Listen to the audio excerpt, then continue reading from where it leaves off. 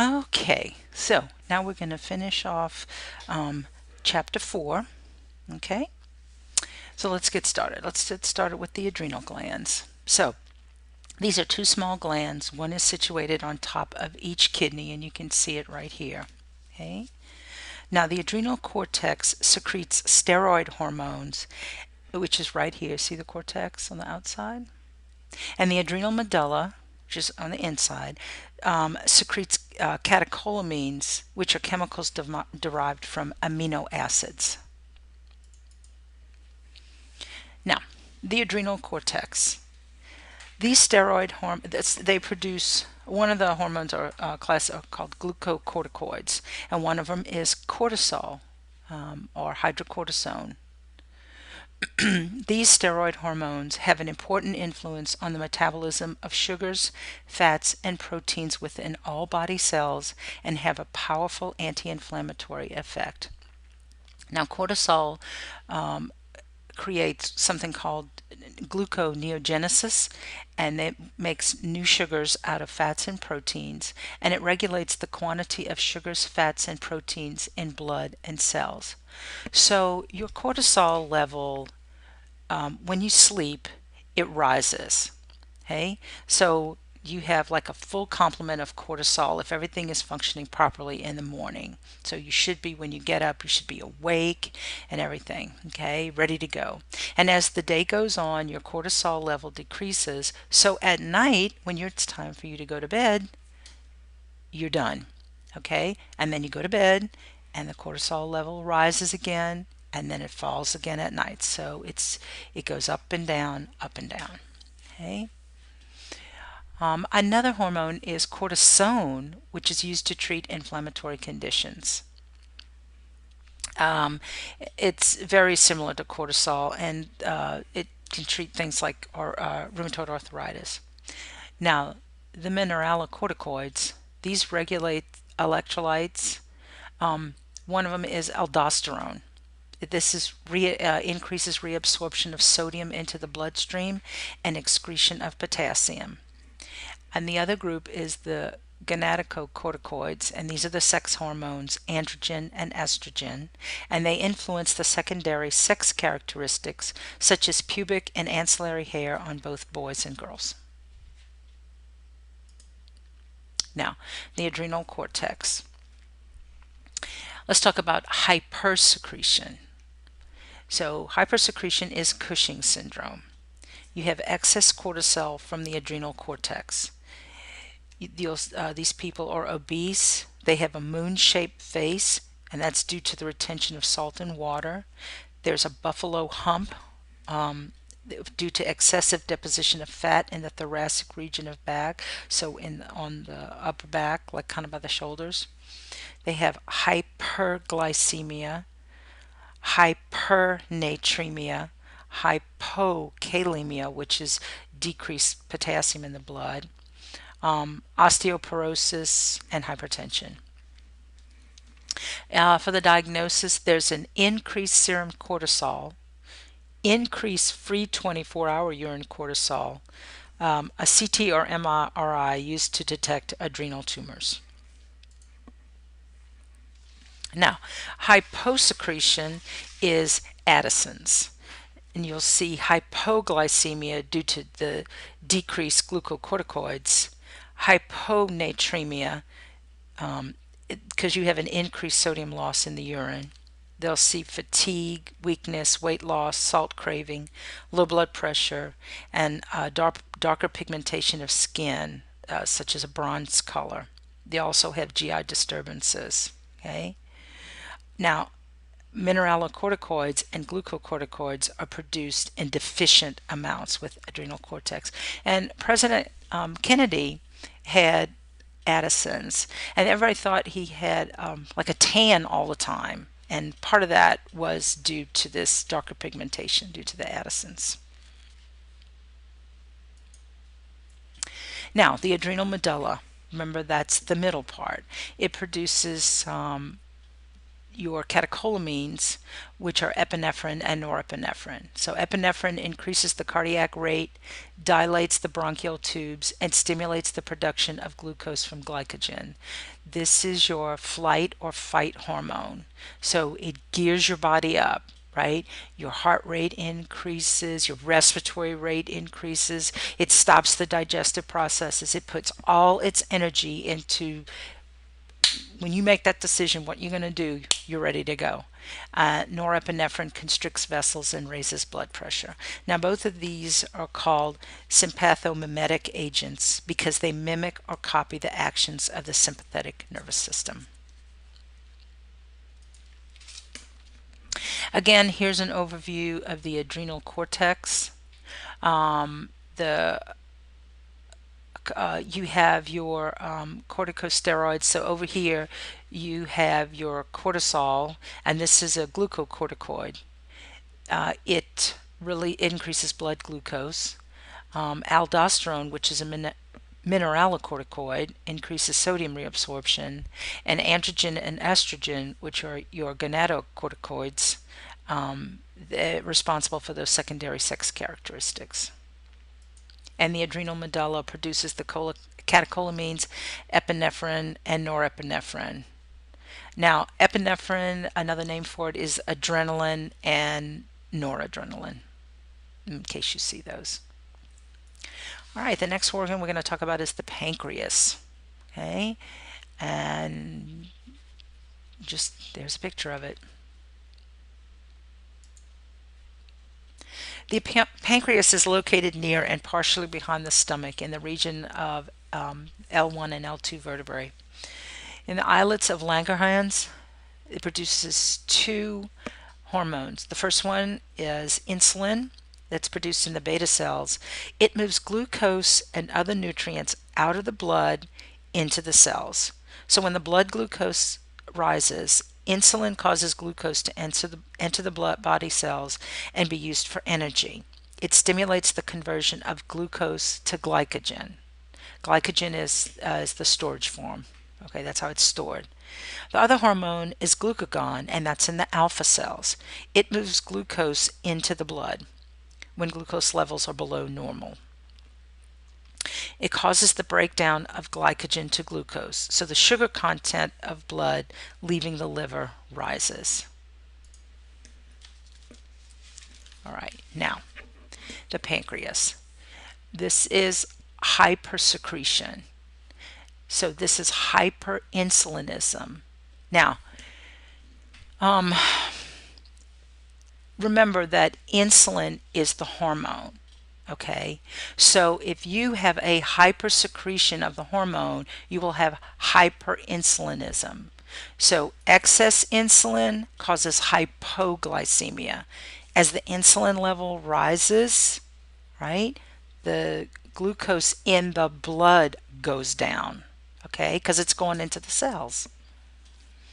Insulin draws sugar out of the bloodstream.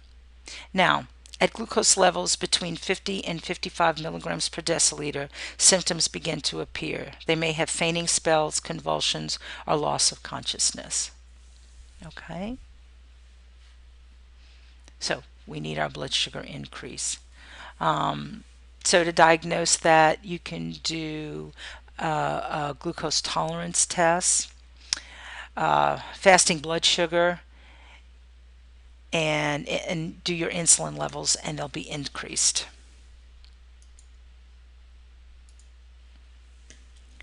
Now, hold on, I think I missed one. Ah, there we go.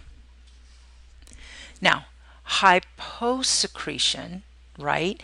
That means that's hypoinsulinism. So you don't have as much insulin.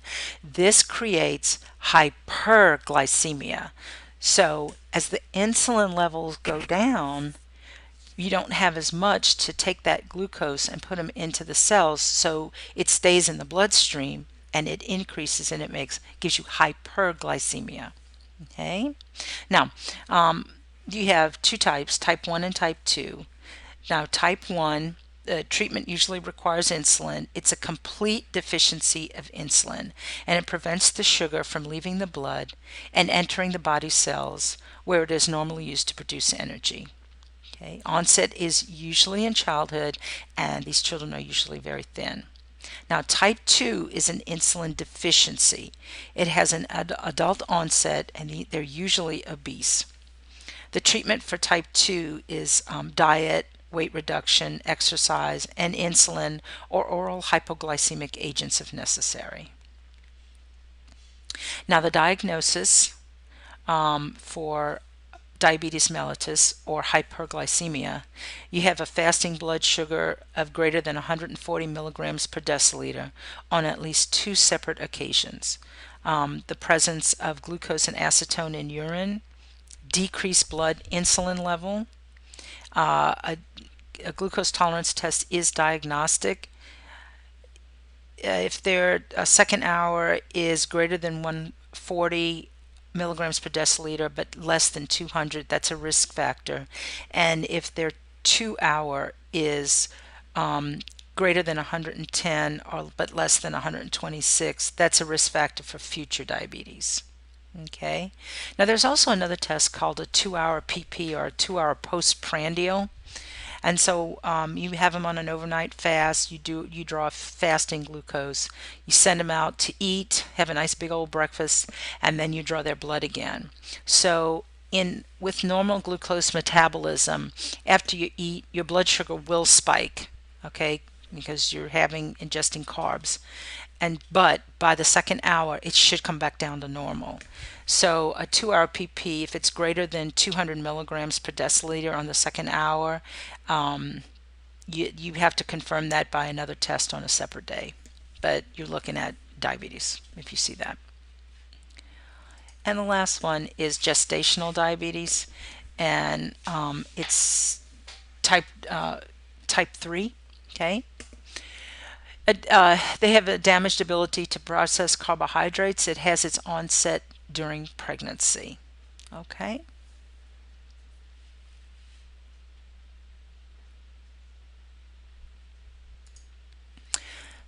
The pancreas.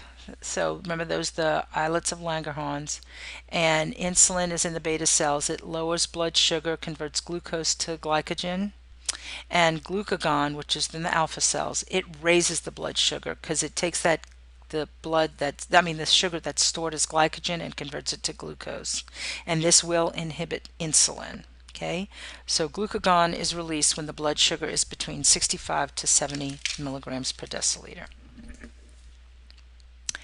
Let's talk about the pituitary gland. Okay, the anterior lobe is called the adenohypophysis, and the posterior lobe is called the neurohypophysis because it directly it's directly tied to the hypothalamus. You see how it is right here.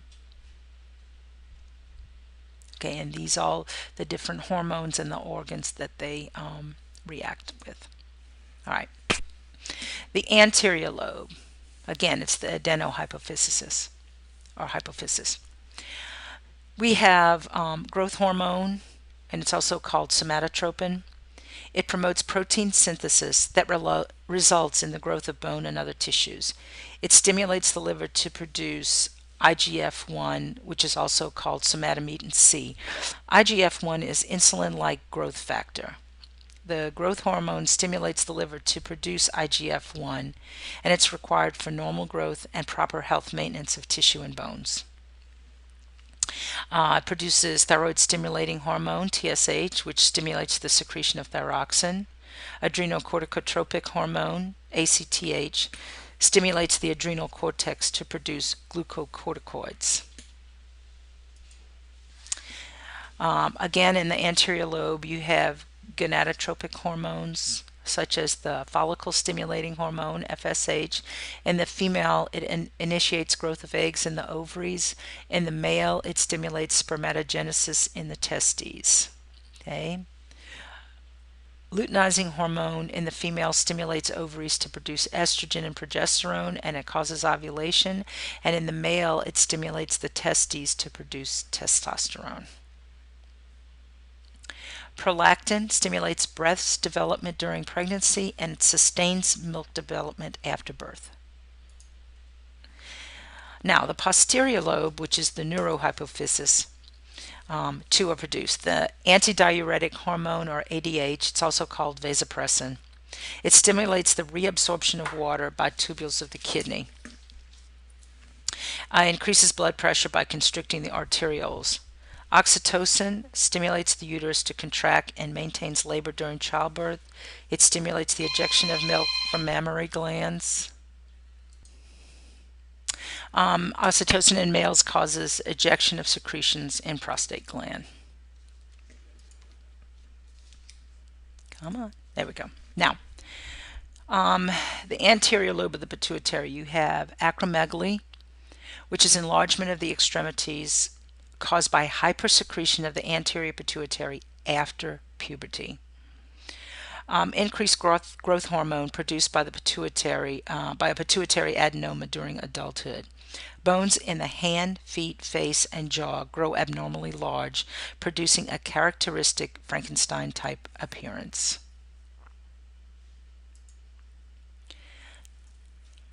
Also from the pituitary gland, you can get gigantism, which is a hyperfunctioning of the pituitary gland before puberty, leading to a proportional overgrowth of the body.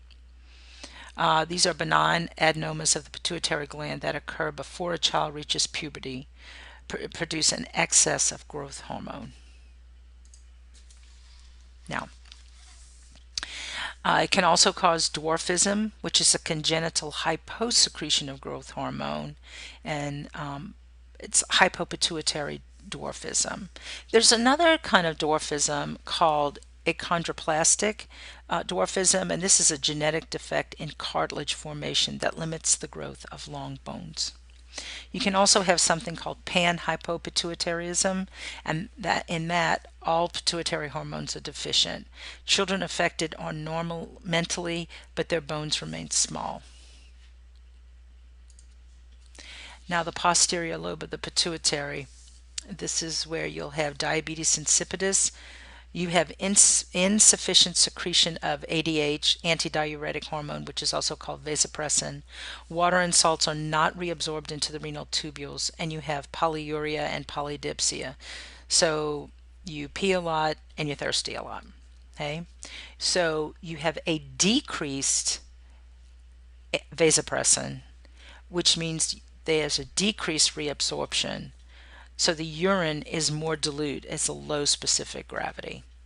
Okay, just FYI, so in both diabetes insipidus and diabetes mellitus, you have polydipsia and polyuria. Okay, but in diabetes insipidus, the urine is going to be dilute and you can have a low specific gravity. And in diabetes mellitus, there's going to be a high specific gravity because of all the glucose that's in the urine. So that's what drives the specific gravity up.